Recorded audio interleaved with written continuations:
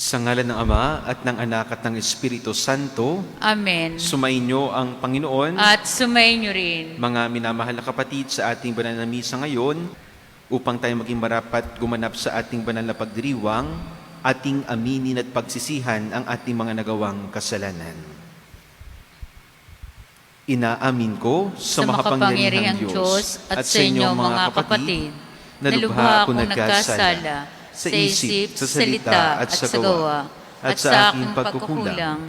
Kaya isinasamo ko sa mahal na Birheng Maria, sa lahat ng mga anghel at mga banal, at sa inyo mga kapatid, ako ipanalangin sa Panginoong ating Diyos. Kaawaan nawa tayo na makapangyarihang Diyos. Patawarin tayo sa ating mga kasalanan at patubayan tayo sa buhay na walang hanggan. Amen. Panginoon, kaawaan mo kami. Panginoon, kaawaan mo kami. Kristo, kaawaan mo kami. Kristo, kaawaan mo kami. Panginoon, kaawaan mo kami. Panginoon, kaawaan mo kami. Manalangin tayo.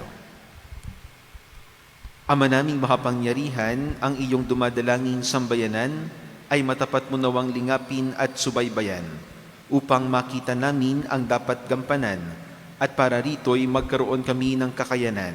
Sa pamamagitan ni Jesucristo, kasama ng Espiritu Santo, magpasawalang hanggan. Amen.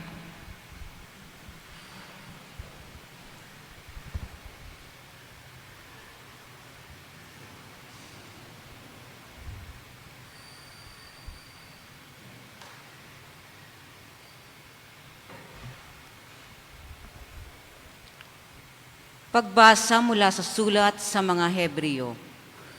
Mga kapatid, gaya ng sabi ng Espiritu Santo, kapag narinig ninyo ngayon ang tinig ng Diyos, huwag maging matigas ang inyong ulo, tulad noong maghimagsik kayo at subukin siya sa ilang. Dooy tinukso ako at sinubok ng inyong magulang, sabi ng Diyos. Gayong nakita nila ang mga ginawa ko sa loob ng 40 taon, kaya't kinapuutan ko ang lahing iyon at sinabi ko, lagi silang nagpapakaligaw, hindi na nila natutunan ang aking mga daan. Kaya't sa galit ko'y aking isinumpang, hindi sila makakapasok at makapapahinga sa piling ko.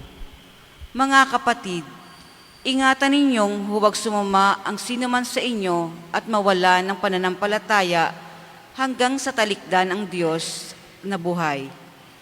Sa halip, magpaalalahanan kayo araw-araw habang may panahon pa, upang ang sinuman sa inyo ay di madaya at maging alipin ng kasalanan.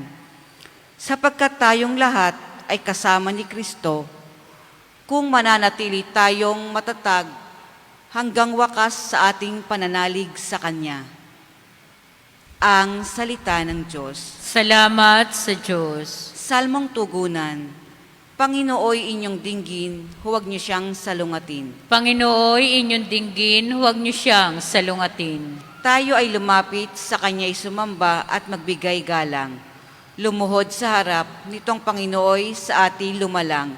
Siya ang ating Diyos, tayo ay kalinga niya lihirang.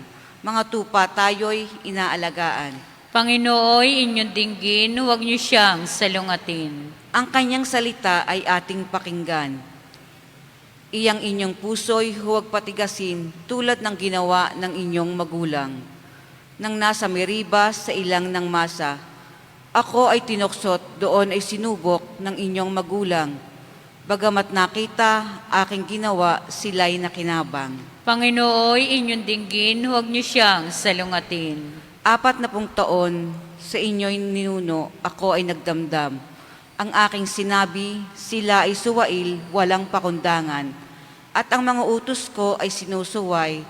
Dahil sa galit ko, ako ay sumumpang, di sila daratal, sa lupang pangakong aking inilaan. Panginooy, inyong dinggin, huwag niyo siyang salungatin. Magsitayo po ang lahat.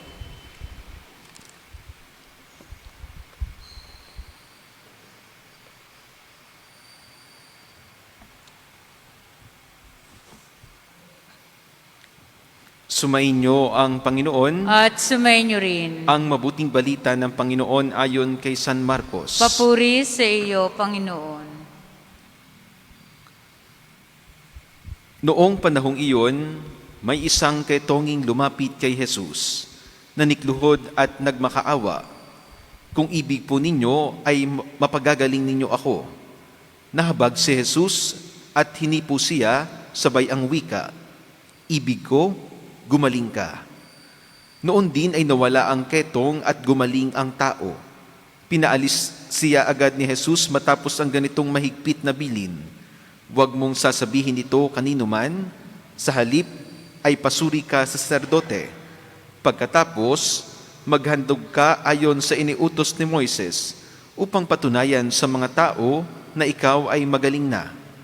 Ngunit umalis siya at bagkus ipinamalita ang nangyari.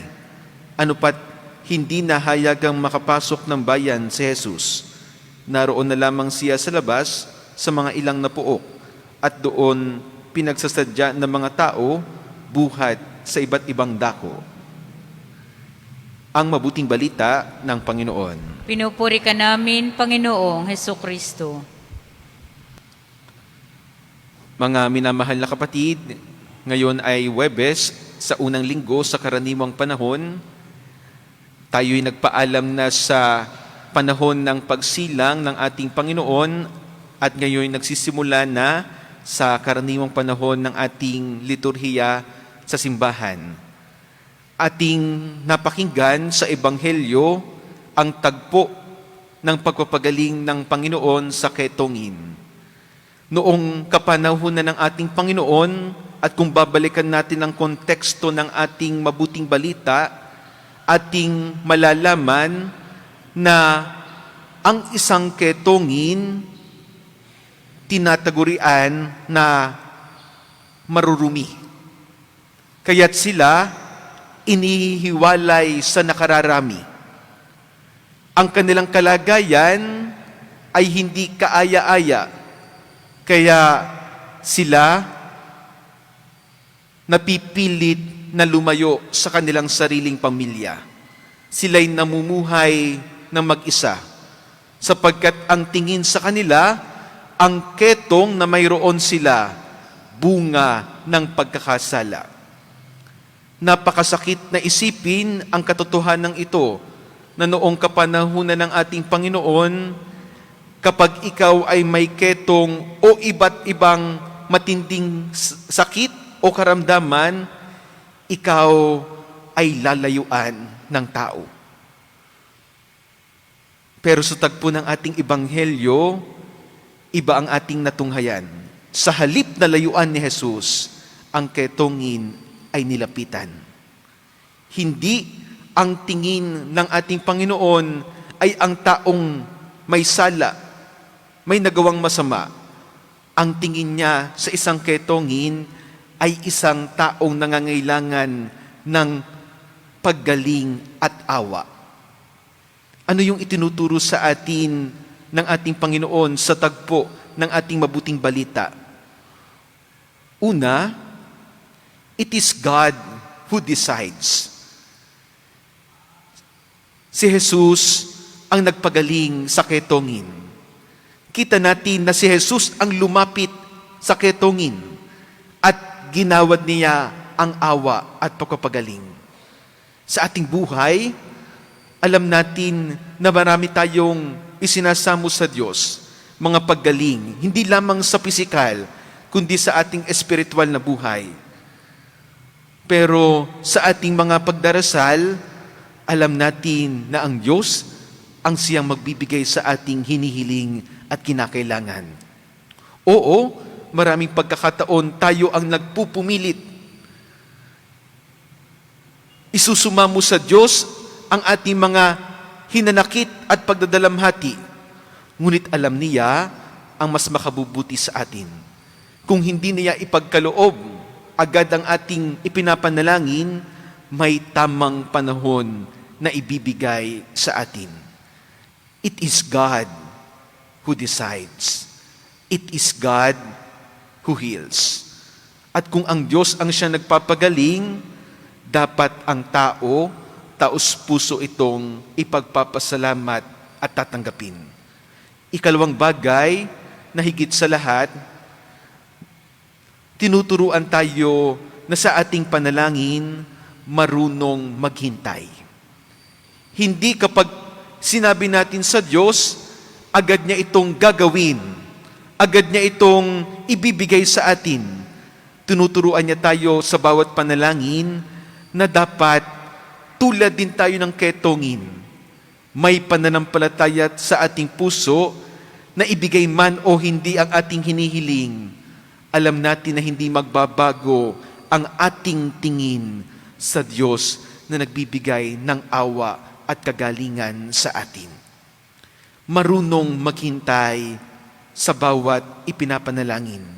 At kapag ang isang tao at isang Kristiyano ay laging marunong maghintay sa ibibigay ni Kristo, siya ang isang tao o Kristiyano na marunong makontento. Hindi aasamin ang mga bagay na hindi naman makabubuti sa atin. At nawa sa ating buhay, panalangin at pananampalataya, ito ang ating maging disposisyon na kapag tayo lumalapit sa Panginoon at siya ang magpapagaling at magbibigay sa atin ng lahat ng biyaya, dapat ang ating puso ay isang pusong marunong maghintay at tanggapin ang kanyang plano sa ating buhay. Muli, isang paalnyaya sa ating lahat, laging tingnan ang biyaya sa mata ng Diyos na siya ang tunay na nagagawad. Siya ang nagpapagaling, siya ang nagdedesisyon ng mas higit na kinakailangan at makabubuti sa atin. At gayon din sa ating bahagi, marunong makontento habang tayo'y naghihintay sa kanyang dakilang plano.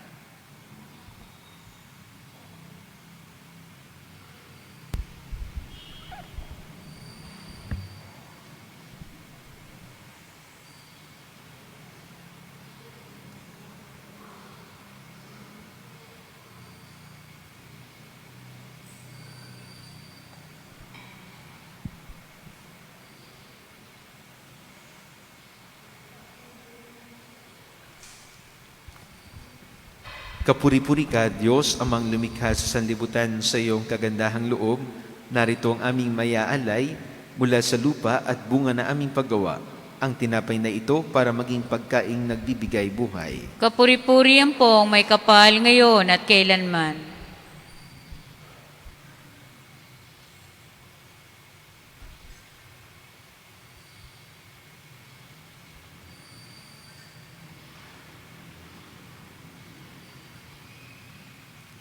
Kapuri-puri ka, Diyos, amang lumikha sa sanlibutan sa iyong kagandahang loob. Narito ang aming mayaalay mula sa katas ng ubas at bunga na aming paggawa. Ang alak na ito para maging inumin nagbibigay ng iyong espiritu. Kapuri-puri ang pong may kapal ngayon at kailanman.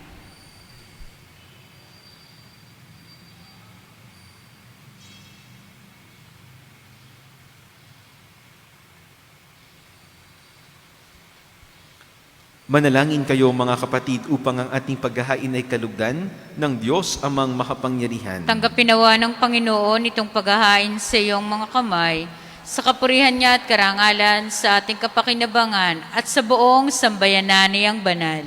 Ama naming lumikha, ang paghahain ito ng iyong sambayanan ay iyong marapating ngayong paunlakan.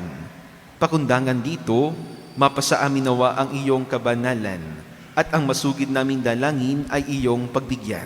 Sa pamamagitan ni Jesucristo, kasama ng Espiritu Santo, magpasawalang hanggan. Amen. Sumainyo ang Panginoon. At sumainyo rin. Itaas sa Diyos ang inyong puso at diwa. Itinaas na namin sa Panginoon. Pasalamatan natin ang Panginoong ating Diyos. Marapat na siya ay pasalamatan. Ama naming makapangyarihan, tunay ngang marapat na ikaw ay aming pasalamatan.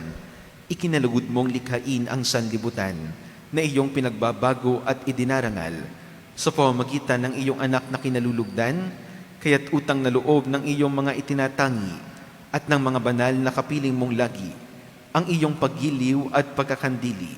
Kaya, kaisa ng mga anghel na nagsisiawit ng papuri sa iyo nang walang humpay sa kalangitan, kami nagbubunyi sa iyong kadakilaan. Banal ka poong may kapal, banal ang iyong pangalan, banal ang iyong kaharian. Langit, lupa ay nagpupugay sa iyong kadakilaan. Tinadakila ng lahat ng naparito mong anak, na siyang nagmulat sa bulag, sa pilay ay nagpalakad at nakiramay sa lahat.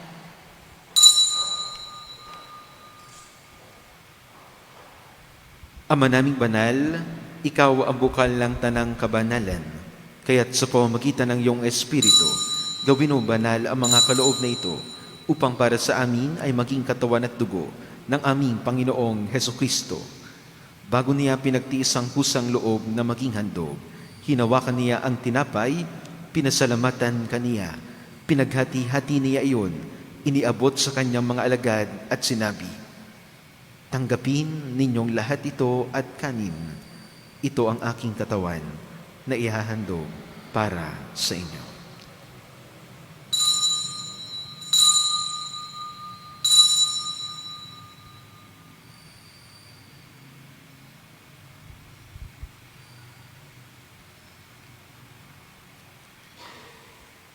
Gayon din naman noong matapos ang hapunan, hinawakan niya ang kalis, muli kaniyang pinasalamatan. Iniabot niya ang kalis sa kanyang mga alagad at sinabi, "Tanggapin ninyong lahat ito at inumin. Ito ang kalis ng aking dugo, ng bago at walang hanggang tipan. Ang aking dugo na ibubuhos para sa inyo at para sa lahat, sa kapagpapatawad ng mga kasalanan. Gawin ninyo ito sa pag-alaala sa akin."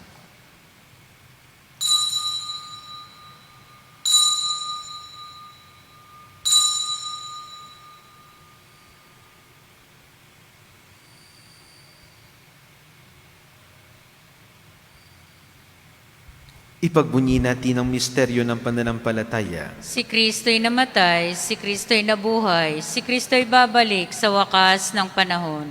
Ama, ginagawa namin ngayon ang pag-alaala sa pagkamatay at muling pagkabuhay ng iyong anak, kaya't iniaalay namin sa iyo ang tinapay na nagbibigay buhay at ang kalis na nagkakaloob ng kaligtasan. Kami nagpapasalamat dahil kami iyong minarapat na tumayo sa harap mo para maglingkod sa iyo. Isinasamo namin kaming magsasalo-salo sa katawan at dugo ni Kristo ay mabuklod sa pagkakaisa sa pamamagitan ng Espiritu Santo. Ama, lingapin mo ang iyong simbahang laganap sa buong daigdig. Puspusin mo kami sa pag-ibig. Kaisa ni Francisco na aming Santo Papa at ni Gilbert na aming Obispo at ng Tanang Kaparian. Alalahanin mo rin ang mga kapatid naming nahimlay na may pag-asang sila'y muling mabubuhay, gayon din ang lahat ng mga pumanaw. Kaawaan mo sila at patuloyin sa iyong kaliwanagan. Kaawaan mo at pakindapatin kaming lahat na makasalo sa iyong buhay na walang wakas. Kaisa ng mahal na Birheng Maria na Ina ng Diyos, ni San Jose na kanyang kamahal-mahalang esposo, kaisa ng mga apostol at ng lahat ng mga banal na namuhay dito sa daigdig ng kalugod-lugod sa iyo. May pagdiwang nawa namin ang pagpupuri sa ikararangal mo sa pamamagitan ng iyong anak na aming Panginoong Hesukristo.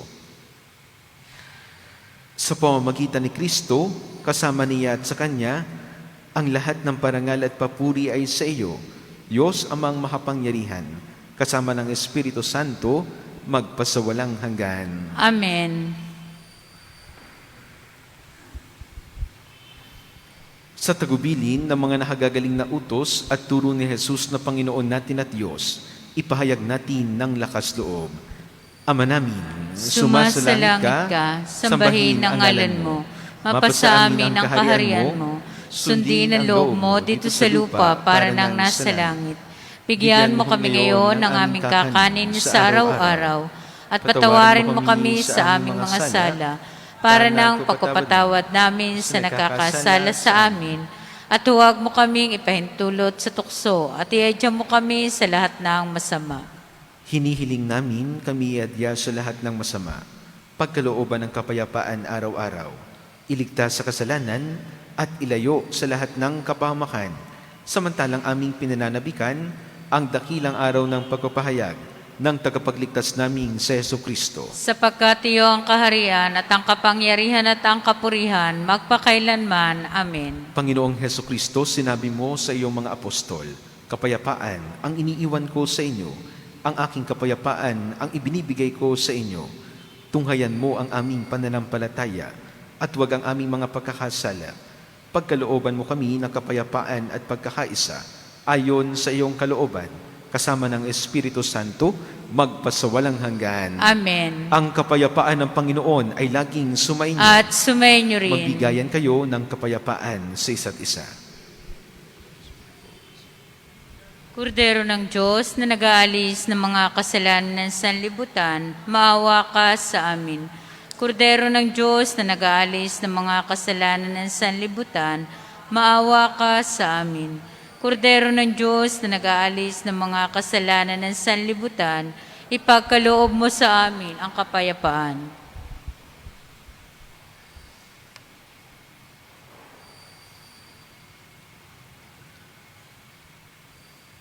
Ito ang kordero ng Diyos, ito nag-aalis ng mga kasalanan ng sanlibutan. Mapalad ang mga inanyayahan sa kanyang piging. Panginoon, hindi ako karapat-dapat magpatuloy sa iyo, ngunit sa isang salita mo lamang ay gagaling na ako.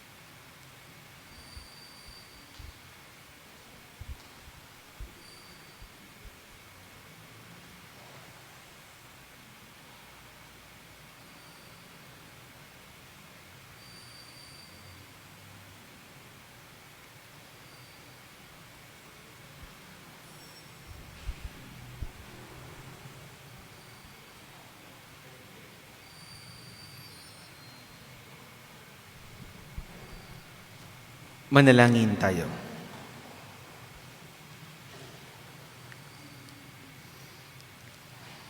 Ama naming mapagmahal, hinihiling namin kami pagbigyan, pakundangan sa iyong dulot na pakikinabang. Ipagkaloob mong ikaw ay aming paglingkuran sa pamumuhay namin sa paraang iyong kinalulugdan. Sa pamamagitan ni Jesucristo, kasama ng Espiritu Santo, magpasawalang hanggan. Amen. Sumayin niyo ang Panginoon At sumayin niyo rin. at pagpalain kayo ng mapagmahal na Diyos, Ama, Anak at Espiritu Santo. Amen. Taglayin ninyo sa inyong pag-alis ang kapayapaan ni Kristo. Salamat sa Diyos.